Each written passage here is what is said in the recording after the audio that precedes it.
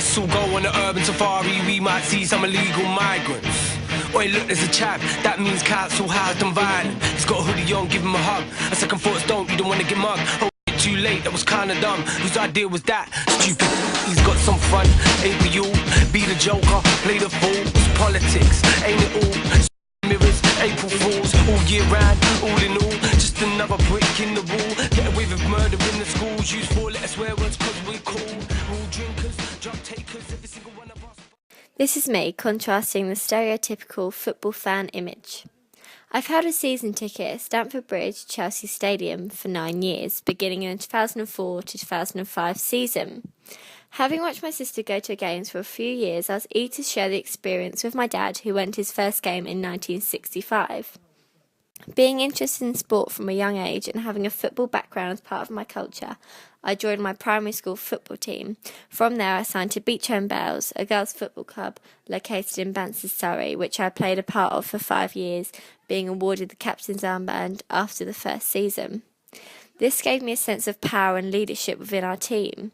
Having the captain's armband reflected me being the on-pitch leader and representing the club in matches prior to kick-off, such as shaking hands with the referee and opposing team's captain. I also extended my duty as a leader to lift low morale within the team during hard games. It was also my duty to deliver messages from A, being myself, to B, the teammate. I also used MVC for giving gestures to where my players should be. For example, pointing backwards, telling them to focus on defending, or waving forward, suggesting they should attack.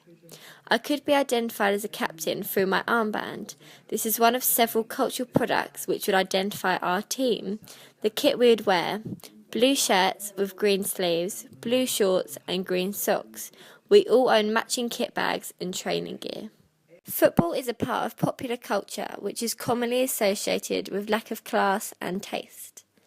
The social value can be linked to monetary worth, but in the case of football, this is not true.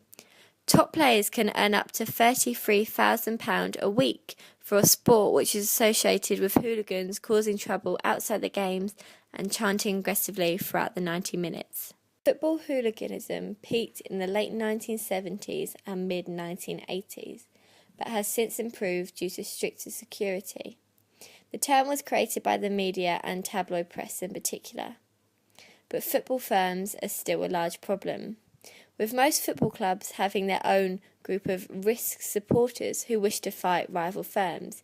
UK police have to deal with this problem of organised firms trying to confront each other on a regular basis.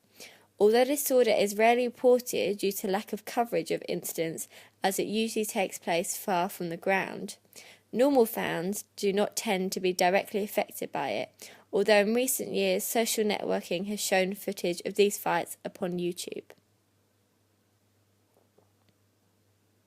The Johari window reflects me being a football fan. It's a part of my hidden pain, as when I meet people it's something they do not know or suggest.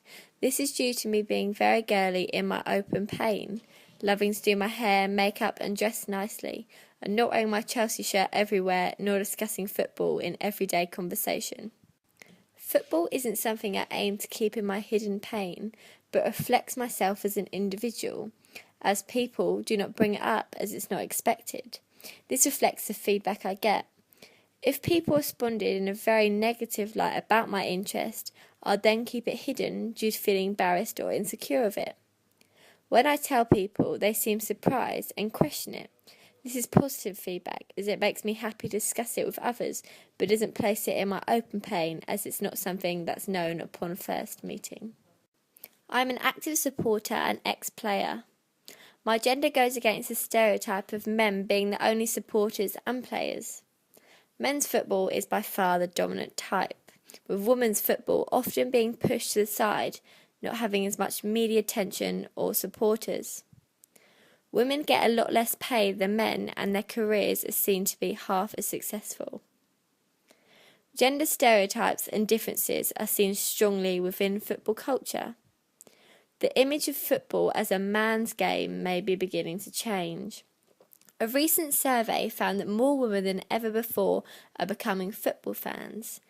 Despite more and more women going to games, with stadiums becoming increasingly welcome than ever before, unless a lot changes, football will still largely be seen, watched and played by men. Even Goffman believed the idea that life is a dramatically enhanced thing. Professional footballers live their lives on the front stage. Their life is a public performance and they're always on show. Playing matches in stadiums with 45,000 plus sets of eyes and tabloids headlining their latest love affairs. Premiership footballers struggle to keep any of their life backstage. This is due to constant media attention. Whereas, when I know I'm on show, my private life is kept in my backstage. Celebrities and footballers have their personal life, but not a private life, whereas my personal life is also my private life, as I've chosen to have it this way, and I'm not being constantly watched by the media. Overall, being a football fan is something I really enjoy, as well as having the opportunity to have played for a successful club for 5 years. I'm also very happy to not fall under the football stereotypical image, which helps me maintain my ideal self, someone who isn't aggressive or unruly. Chelsea will always be a part of my culture in years to come, as it is an interest of mine and it has given me many positive memories throughout my life shared alongside with my family, which I can look back on.